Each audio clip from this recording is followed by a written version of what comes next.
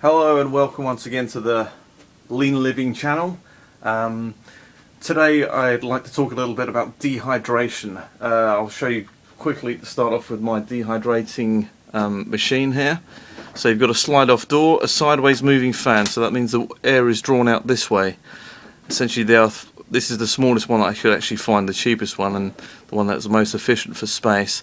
You've got 4 sliding drawers. There are a lot of larger versions than this. You probably want one with a timer as well. The temperature gauge also is a very good thing, generally set to 125 Fahrenheit or 52 degrees centigrade for optimum dehydration. Any more than that and you generally are cooking food. If you want to get more tips on dehydration, I'd advise you to go to a YouTube channel called Dehydrate to Store. That's Dehydrate number 2 Store. There's a lady on there, Tammy, an American lady, who has lots of tips on how to dehydrate food. Essentially, what is dehydration of food? There's various things you can do with jerkies and such like. Not particularly my thing. I generally stay on the veg kind of side of things and fruit.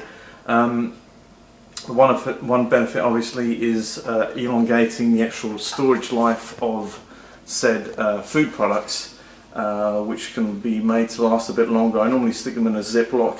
Some people actually go to the added thing of actually putting an O2 absorber in to absorb any oxygen, which would actually lengthen the actual life of the food in there a bit longer. I never really have that problem because it's just too delicious, to tell you the truth. When you actually dehydrate something, for example, if you were to take a good example I've always found is the humble shiitake mushroom. If you have a fresh shiitake mushroom, it's mushroomy, it's got a slight different flavour to your regular button mushroom, say, but if you have a dehydrated shiitake mushroom, it is just an explosion of flavour which just can't be matched by the actual fresh version of it. Like I said, what I normally do is I put these, say I had an excess of just tomatoes which I have grown in my garden. Dehydrate the things, stick in a Ziploc. I normally write what it is on there and the actual date that I've dehydrated, and chuck them in one of these tins which I was talking about before.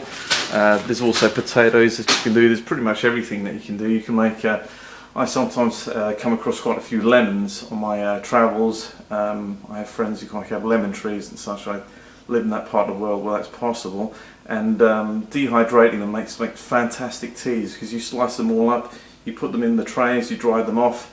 And having fresh lemons not always so easy, because you've got a sell by. There's the expiry point where they start getting rotten. Dehydrate on the other hand is extremely long lived. You just chuck them in the tin, just as you don't need that many slices to give a quite flavoursome tea. Anyway, I hope that helps. Dehydrating stuff is always good fun. Experiment away. There's certain different methods to actually doing stuff. Just have a go at different things and just experimenting a bit, and you'll be surprised as to the flavours and the storage space that you actually save. Okay, alright, thanks very much.